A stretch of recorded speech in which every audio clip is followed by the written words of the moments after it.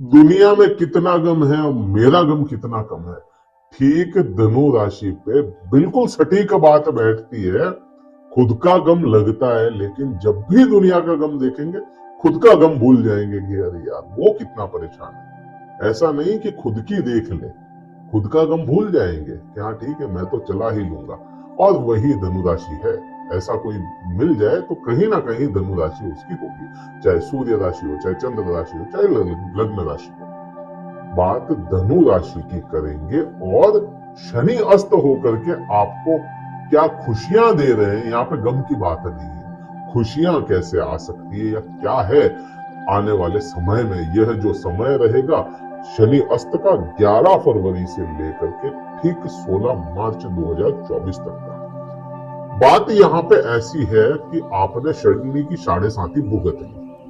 आने वाले समय में शनि की ढैया भी होगी। शनि की ढैया, यह जो इसका शनि का टाइम पूरा होगा तृतीय भाव का, उसके बाद में शनि की ढैया आएगी। इसके ऊपर एक डेडिकेटेड वीडियो जरूर बनाएंगे।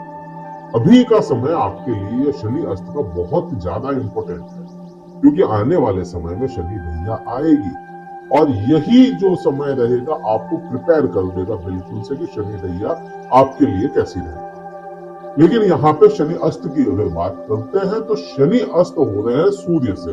यह एक सामान्य प्रक्रिया है सूर्य का किसी भी राशि में जाना, वहां के ग्रहों को अस्त कर देना, सिवाय राहु केतु को। राहु केतु को सूर्य ग्रह अस्त नहीं कर पाते।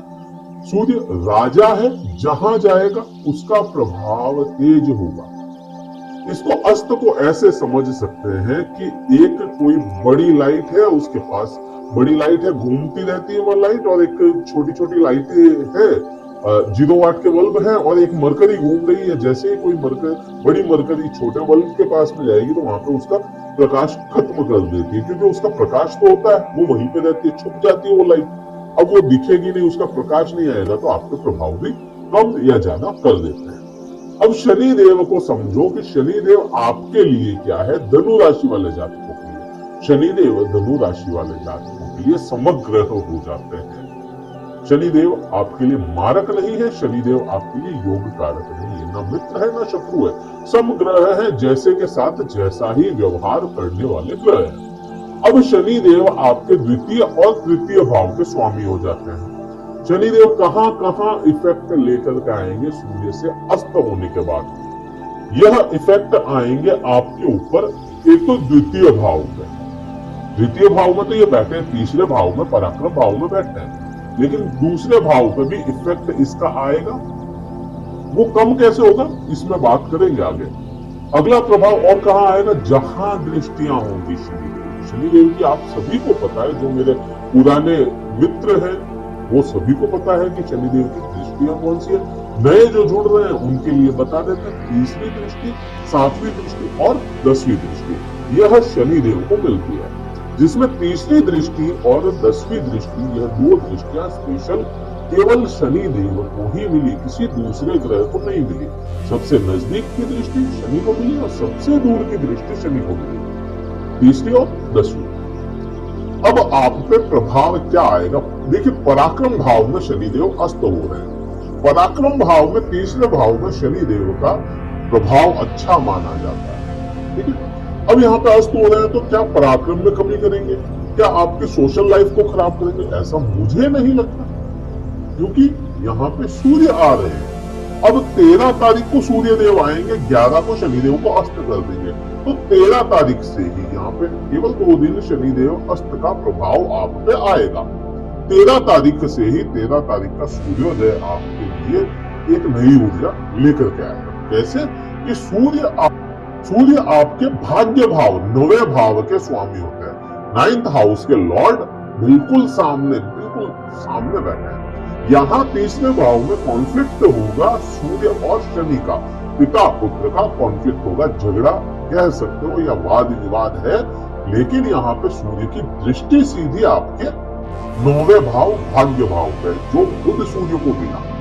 तो यहाँ सूर्य आपके भाग्येश है, भाग्य भाव का स्वामी। जिस हाउस में जाएगा, जिस भी हाउस में जाएगा, ग्रहण ना लगे सूर्य को, बस जिस हाउस में जाएगा उसके प्रभाव बढ़ा देगा, भाग्य को जोड़ देगा, वहां पे साथ बढ़ा देगा। अब पराक्रम भाव में आया तो पराक्रम को ऑटोमेटिक शनि चाहे अस्त हो चाहे ना हो उससे कोई लेना देना नहीं।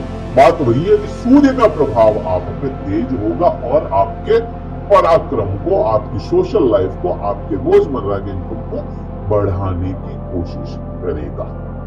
ये तो हो गया तीसरे भाव का प्रभाव। अब क्योंकि ऊर्जा का कारक है और भाग्य का कारक है सूर्य, वह आपके यहाँ पे आ रहा है अधिक मेहनत वाले हाउस में। अब शनि को अपन क्या मानते हैं? कर्म। शनि देव कर्मशील ग्रह माने गए हैं, यह तो बिल्कुल सच्चाई है।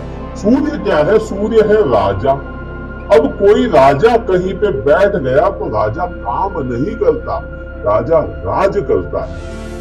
अधिक मेहनत भी इसी भाव से देखी जाती है। आपकी जीवन की बहुत अधिक मेहनत, आपके जीवन का संघर्ष यही से देखा जा सकता है, तीसरे भाव से। तो तीसरे भाव में राजा आ गया तो यह राजा जैसी जीवन लाएगा, संघर्ष बड़े नहीं होने देगा। जो आपके संघर्ष चल रहे थे उनको कम कर देगा। यह एक महीना लगभग समय रहेगा आपके पास में, एक महीना, जब तक सूर्य नहीं बदल जाते। शनि अस्त है वो तो ठीक है, लेकिन जब तक सूर्य यहाँ से निकल नहीं जाते तब तक तो आपको पूर्ण रूप से यहाँ पे संघर्षों को कम कर देगा। ये प्रभाव पहला और बड़ा प्रभाव, इम्पैक्ट है इसके बड़े, अच्छे बुरे बात है। अब शनि देव की दृष्टि जहां जा रही है वहां क्या बुरा कर सकते हैं? वहां पे भी आप देखोगे इस बार बड़ा योग अच्छा बना है। ये योग मैं मानूंगा काफी समय बाद ऐसा बना है धनु राशि या सभी राशियों के लिए, क्योंकि मंगल इस समय में उच्च के स्वभाव में चल रहा है, उच्च राशि में है मंगल। मंगल आपके मकर राशि में, तो यहाँ पे मंगल का उच्च हो जाना, मंगल मीन्स आपके पंचम भाव के स्वामी, आपका इष्ट ग्रह। इष्ट ग्रह मजबूत अवस्था में द्वितीय भाव में बैठा है, उसी की दृष्टि आपके मंगल की, जहां शनि की दृष्टि है वहीं पे मंगल की भी दृष्टि आ रही है। अब शनि को तो अस्त कर दिया तो शनि का यहाँ से प्रभाव हो गया कम, और यहीं पे आपके राशि स्वामी गुरुदेव बैठे हैं। तो गुरु का, मंगल का उच्च का हो जाना, गुरु का अच्छी पोजीशन में चले जाना, यहाँ आपको सबसे अच्छा प्रभाव लाएगा प्रेम संबंधों में। प्रेम संबंध आपके अच्छे करवाएगा ये, यहाँ संतान सुख से संबंध अच्छे करवाएगा। ज्ञान की शिक्षा, जो ज्ञान ले रहे, ज्ञान की शिक्षा नहीं, ज्ञान और शिक्षा, ज्ञान बढ़ाता हुआ नजर आएगा, शिक्षा आपकी अच्छी करवाएगा। जो विद्यार्थी है उनके लिए, जो कोई कंपटीशन की तैयारी कर रहे हैं उनके लिए यह समय बड़ा अच्छा लाएगा, इच्छाओं की पूर्ति करवाएगा। यहाँ से जो आपके मन की इच्छा है उनको पूर्ण रूप से पूर्ति करवाने के लिए अग्रसर करवा देगा। अगर कोई इच्छा है कि हाँ ऐसा होना चाहिए, ये करना है, बिजनेस करना है, कोई भी इच्छा है ऐसी, उसकी शुरुआत इस समय में कर दी तो आपको सफलता इस समय में मिलो, चाहे 2 महीने बाद, चाहे 6 महीने बाद, वो जैसी इच्छा वैसा समय, लेकिन मिलेगी जरूर अगर शुरुआत इस समय में हो जाए। ये चीज आपके आएगी।